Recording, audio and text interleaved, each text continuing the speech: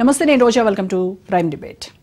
High court ఆదేశాలతో స్థానిక సంస్థల ఎన్నికలకు ముహూర్తం ఖరారు చేయాల్సిన నిర్బంధం ఏర్పడిందన్న ఆందోళన ఓవైపు, మున్సిపల్ ఎన్నికలు ఎప్పుడు పెడతారో చెప్పాలన్న న్యాయస్థానం ప్రశ్నలతో సమాధానం చెప్పలేని సర్కార్ డైలమా మరోవైపు. ఖజానా ఖాళీ కావడంతో జీతాలు ఇవ్వలేని దయనీయ పరిస్థితి. వీటికి తోడు రోజురోజుకి పెరుగుతున్న అసమ్మతి.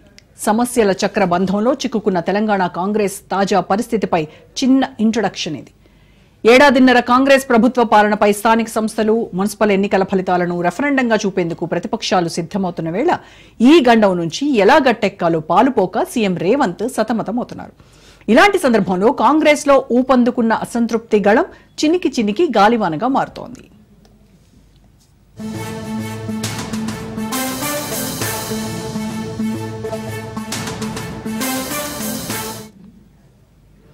చివరకు హస్తం నేతల పరస్పర విమర్శలు రచ్చకెక్కడంతో ఈ పంచాయతీ గాంధీ భవన్ కు చేరింది. టీ కాంగ్రెస్ క్రమశిక్షణ కమిటీ చైర్మన్ మల్లు రవి వరంగల్ నేతల మధ్య తలెత్తిన వివాదంపై ఈరోజు కొండా మురళిని పిలిచి ఆయన వాదనలను విన్నారు. క్రమశిక్షణ కమిటీ వరకు వ్యవహారం వచ్చిందంటే మ్యాటర్ ఎంత సీరియస్ అయిందో కొండా మురళికి అర్థమై ఉంటుంది. కానీ కొండా మురళి ఏమాత్రం టెన్షన్ పడకుండా చాలా బిందాస్ గా కనిపించారు.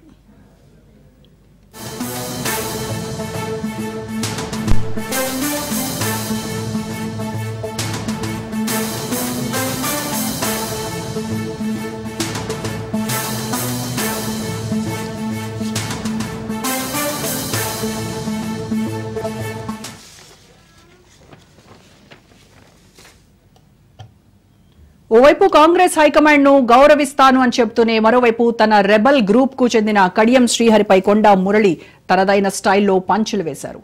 తాను ఎమ్మెల్సీ పదవికి రాజీనామా చేసి కాంగ్రెస్ కండువా కప్పుకున్నానని, దమ్ముంటే కడియం శ్రీహరి కూడా బీఆర్ఎస్ నుంచి గెలిచారు కాబట్టి ఎమ్మెల్యే పదవికి రాజీనామా చేసి మళ్లీ గెలవాలని కొండా సవాల్ విసరటంతో ఈ వ్యవహారం మరింత వేడెక్కింది. కాంగ్రెస్ లో అంతర్గత ప్రజాస్వామ్యం ఎక్కువే, కానీ మరీ క్రమశిక్షణ కమిటీ ముందు హాజరై బయటకొచ్చి మళ్లీ వివాదాస్పద కామెంట్స్ చేయగలిగేంత డెమోక్రసీ ఉంటుందని కొండా మురళి వ్యాఖ్యలను విన్న వాళ్లకి అర్థమవుతోంది. అట్ ద సేమ్ టైం ఆశ్చర్యం కూడా కలిగిస్తోంది.